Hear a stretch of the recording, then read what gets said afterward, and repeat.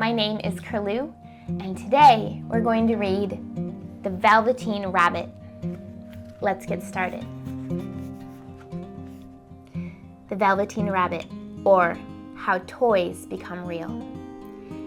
There was once a Velveteen Rabbit, and in the beginning he was really splendid. He was fat and bunchy as a rabbit should be. His coat was spotted brown and white.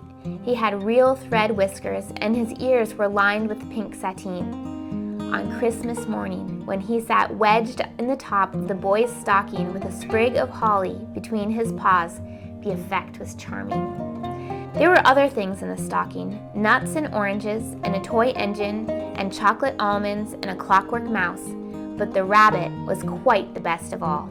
For at least 2 hours the boy loved him, and then aunts and uncles came to dinner, and there was a great rustling of tissue paper and unwrapping of parcels, and in the excitement of looking at all the new presents, the Velveteen Rabbit was forgotten. For a long time he lived in the toy cupboard or on the nursery floor, and no one thought very much about him. He was naturally shy, and being only made of velveteen, some of the more expensive toys quite snubbed him. The mechanical toys were very superior and looked down upon everyone else. They were full of modern ideas and pretended they were real. The model boat, who had lived through 2 seasons and lost most of his paint, caught the tone from them and never missed an opportunity of referring to his rigging in technical terms. The rabbit could not claim to be a model of anything, for he didn't know that real rabbits existed.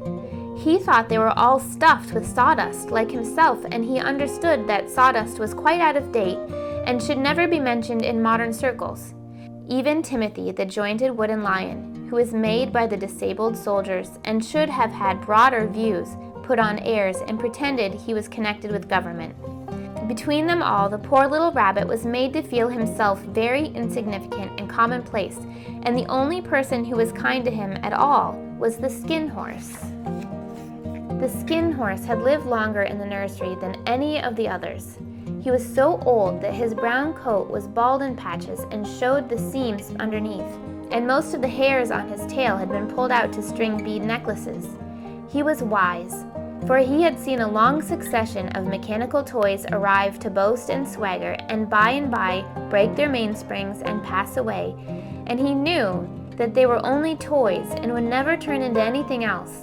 For nursery magic is very strange and wonderful, and only those playthings that are old and wise and experienced like the skin horse understand all about it. "What is real?" asked the rabbit one day when they were lying side by side near the nursery fender before Nana came to tidy the room. "Does it mean having things that buzz inside of you and a stick-out handle?" "Real isn't how you're made," said the skin horse. "It's a thing that happens to you. When a child loves you for a long, long time, not just to play with, but really loves you, then you become real." "Does it hurt?" asked the rabbit. "Sometimes," said the skin horse, for he was always truthful. "When you are real, you don't mind being hurt." "Does it happen all at once, like being wound up?" he asked, "or bit by bit?" "It doesn't happen all at once," said the skin horse. "You become. It takes a long time. That's why it doesn't often happen to people who break easily or have sharp edges or have to be carefully kept. Generally, by the time you are real, most of your hair has been loved off and your eyes drop out and you get loose in the joints and very shabby. But these things don't matter at all, because once you are real, you can't be ugly except to people who don't understand." "I suppose you are real?" said the rabbit, and then he wished he had not said it, for he thought the skin horse might be sensitive. But the skin horse only smiled. "The boy's uncle made me real," he said. "That was a great many years ago. But once you are real, you can't become unreal again. It lasts forever." The rabbit sighed. He thought it would be a long time before this magic called real happened to him. He longed to become real, to know what it felt like. And yet the idea of growing shabby and losing his eyes and whiskers was rather sad.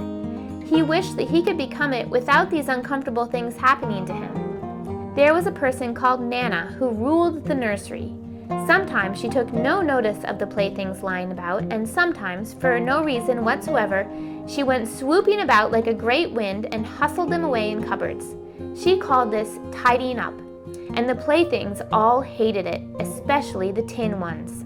The rabbit didn't mind it so much, for wherever he was thrown, he came down soft. One evening, when the boy was going to bed, he couldn't find the china dog that always slept with him. Nana was in a hurry, and it was too much trouble to hunt for china dogs at bedtime, so she simply looked about her, and seeing the toy cupboard stood open, she made a swoop. "Here," she said, "take your old bunny. He'll do to sleep with you." And she dragged the rabbit out by one ear and put him into the boy's arms. That night, and for many nights after, the Velveteen Rabbit slept in the boy's bed. At first he found it rather uncomfortable, for the boy hugged him very tight, and sometimes he rolled over on him, and sometimes he pushed him so far under the pillow that the rabbit could scarcely breathe. And he missed, too, those long moonlight hours in the nursery when all of the house was silent, and his talks with the skin horse. But very soon he grew to like it, for the boy used to talk to him and made nice tunnels for him under the bedclothes that he said were like the burrows the real rabbits lived in. And they had splendid games together, in whispers, when Nana had gone away to her supper and left the nightlight burning on the mantelpiece. And when the boy dropped off to sleep, the rabbit would snuggle down close under his little warm chin and dream, with the boy's hand clasped close around him all night long. And so time went on, and the little rabbit was very happy. So happy that he never noticed how his beautiful velveteen fur was getting shabbier and shabbier, and his tail coming unsewn, and all the pink rubbed off his nose where the boy had kissed him. Spring came, and they had long days in the garden, for wherever the boy went, the rabbit went too. He had rides in the wheelbarrow and picnics on the grass, and lovely fairy huts built for him under the raspberry canes behind the flower border. And once, when the boy was called away suddenly to go out to tea, the rabbit was left out on the lawn until long after dusk, and Nana had to come out and look for him with the candle because the boy couldn't go to sleep unless he was there.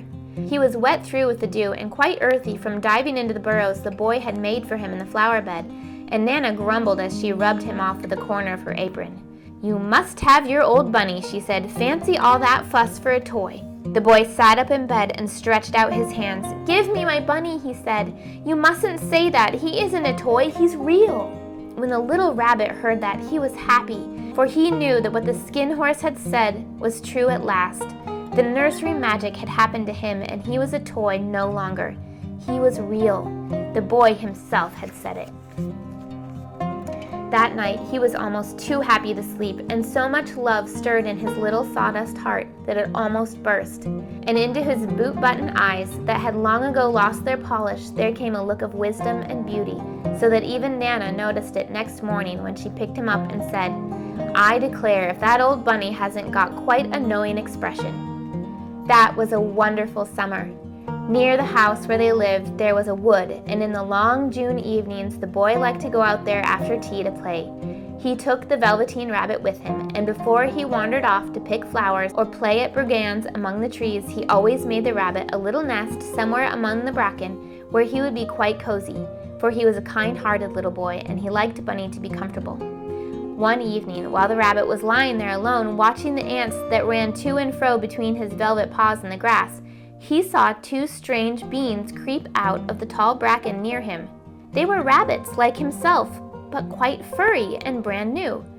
They must have been very well made, for their seams didn't show at all, and they changed shape in a queer way when they moved. One minute they were long and thin, and the next minute fat and bunchy, instead of always staying the same like he did. Their feet patted softly on the ground, and they crept quite close to him, twitching their noses, while the rabbit stared hard to see which side of the clockwork stuck out, for he knew that people who jumped generally have something to wind them up. But he couldn't see it. They were evidently a new kind of rabbit altogether. They stared at him, and the little rabbit stared back, and all the time their noses twitched. "Why don't you get up and play with us?" one of them asked. "I don't feel like it," said the rabbit, for he didn't want to explain that he had no clockwork.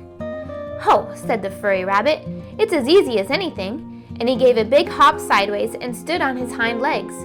"I don't believe you can," he said. "I can," said the little rabbit. "I can jump higher than anything." He meant when the boy threw him, but of course he didn't want to say so. "Can you hop on your hind legs?" asked the furry rabbit.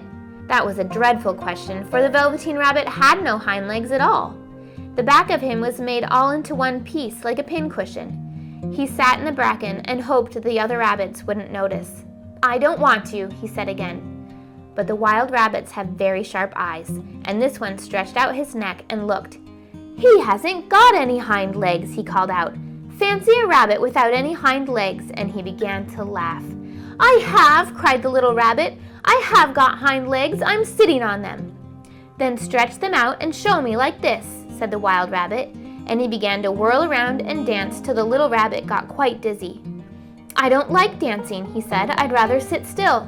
But all the while he was longing to dance, for a funny new tickly feeling ran through him, and he felt he would give anything in the world to be able to jump about like these rabbits did. The strange rabbit stopped dancing and came quite close. He came so close this time that his long whiskers brushed the Velveteen Rabbit's ear, and then he wrinkled his nose suddenly and flattened his ears and jumped backwards. "He doesn't smell right," he exclaimed. "He isn't a rabbit at all. He isn't real." "I am real," said the little rabbit. "I am real. The boy said so," and he nearly began to cry. Just then there was a sound of footsteps, and the boy ran past near them, and with a stamp of feet and a flash of white tails, the two strange rabbits disappeared. "Come back and play with me," called the little rabbit. "Oh, do come back. I know I am real." But there was no answer. Only the little ants ran to and fro, and the bracken swayed gently where the two strangers had passed. The Velveteen Rabbit was all alone. "Oh dear," he thought. "Why did they run away like that? Why couldn't they stop and talk to me?" For a long time he lay very still, watching the bracken and hoping that they would come back, but they never returned. And presently the sun sank lower, and the little white moths fluttered about, and the boy came and carried him home. Weeks passed, and the little rabbit grew very old and shabby, but the boy loved him just as much. He loved him so hard that he loved off all of his whiskers, and the pink lining to his ears turned gray, and his brown spots faded. He even began to lose his shape, and he scarcely looked like a rabbit anymore, except to the boy. To him, he was always beautiful, and that was what the little rabbit cared about. He didn't mind how he looked to other people, because the nursery magic had made him real, and when you are real, shabbiness doesn't matter. And then one day, the boy was ill. His face grew very flushed, and he talked in his sleep, and his little body was so hot that it burned the rabbit when he held him close. Strange people came and went in the nursery, and a light burned all night, and through it all the little Velveteen Rabbit lay there, hidden from sight under the bedclothes, and he never stirred, for he was afraid that if they found him, someone might take him away, and he knew that the little boy needed him.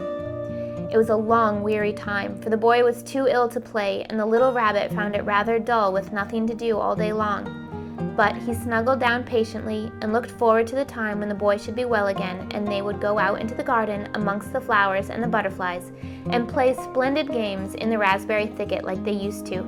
All sorts of delightful things he planned, and while the boy lay half asleep, he crept up close to the pillow and whispered them in his ear.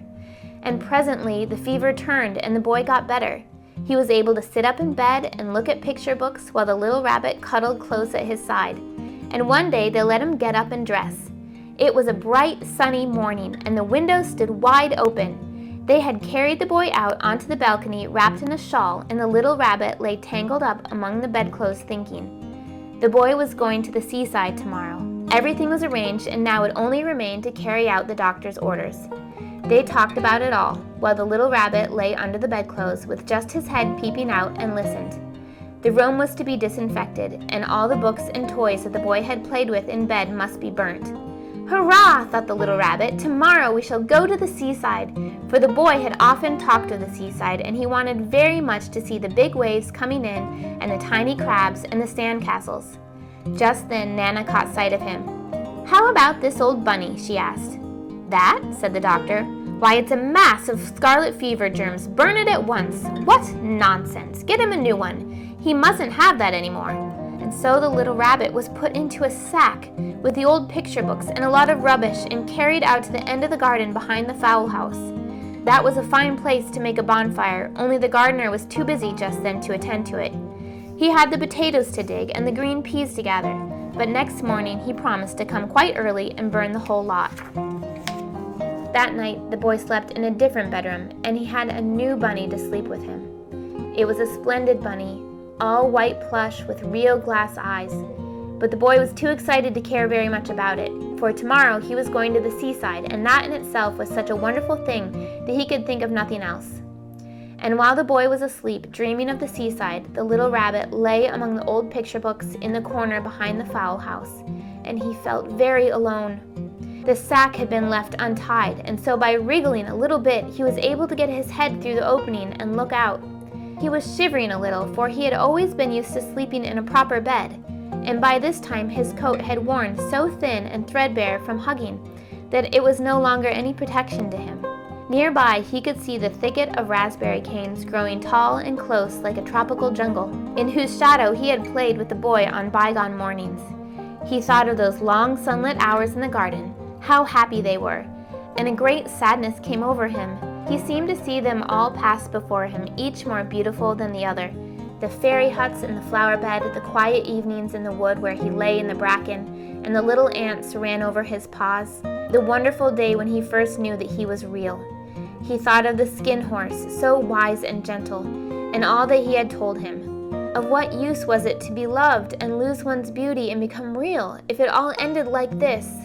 And a tear, a real tear, trickled down his little shabby velvet nose and fell to the ground. And then a strange thing happened. For where the tear had fallen, a flower grew out of the ground, a mysterious flower. Not at all like any that grew in the garden. It had slender green leaves the color of emeralds, and in the center of the leaves a blossom like a golden cup. It was so beautiful that the little rabbit forgot to cry and just lay there watching it, and presently the blossom opened, and out of it there stepped a fairy. She was quite the loveliest fairy in the whole world. Her dress was of pearl and dewdrops, and there were flowers around her neck and in her hair, and her face was like the most perfect flower of all. And she came close to the little rabbit and gathered him up in her arms and kissed him on his velveteen nose that was all damp from crying. "Little rabbit," she said, "don't you know who I am?" The rabbit looked up at her, and it seemed to him that he had seen her face before, but he couldn't think where. "I am the nursery magic fairy," she said. "I take care of all the playthings that the children have loved. When they are old and worn out and the children don't need them anymore, then I come and take them away with me and turn them into real." "Wasn't I real before?" asked the little rabbit. "You were real to the boy," the fairy said, "because he loved you. Now you shall be real to everyone." And she held the little rabbit close in her arms and flew with him into the wood. It was light now, for the moon had risen. All the forest was beautiful, and the fronds of the bracken shone like frosted silver. In the open glade between the tree trunks, the wild rabbits danced with their shadows on the velvet grass, but when they saw the fairy, they all stopped dancing and stood round in a ring to stare at her. "I've brought you a new playfellow," the fairy said. "You must be very kind to him and teach him all he needs to know in Rabbitland, for he is going to live with you forever and ever." And she kissed the little rabbit again and put him down in the grass. "Run and play, little rabbit," she said. But the little rabbit sat quite still for a moment and never moved, for when he saw all the wild rabbits dancing around him, he suddenly remembered about his hind legs, and he didn't want them to see that he was made all in one piece. He did not know that when the fairy kissed him that last time, she had changed him altogether. He might have sat there a long time, too shy to move, if just then something hadn't tickled his nose, and before he thought about what he was doing, he lifted his hind toe to scratch it. And he found that he actually had hind legs. Instead of dingy velveteen, he had brown fur, soft and shiny. His ears twitched by themselves, and his whiskers were so long that they brushed the grass. He gave one leap, and the joy of using those hind legs was so great that he went springing about the turf on them, jumping sideways and whirling around as the others did, and he grew so excited that when at last he did stop to look for the fairy, she had gone. He was a real rabbit at last, at home with the other rabbits. Autumn passed and winter, and in the spring, when the days grew warm and sunny, the boy went out to play in the wood behind the house. And while he was playing, two rabbits crept from the bracken and peeped at him. One of them was brown all over, but the other had strange markings under his fur, as though long ago he had been spotted, and the spots still showed through. and about his little soft nose and his round black eyes there was something familiar, so that the boy thought to himself, "Why, he looks just like my old bunny that was lost when I had scarlet fever." But he never knew that it really was his own bunny, come back to look at the child who had first helped him to be real. The end.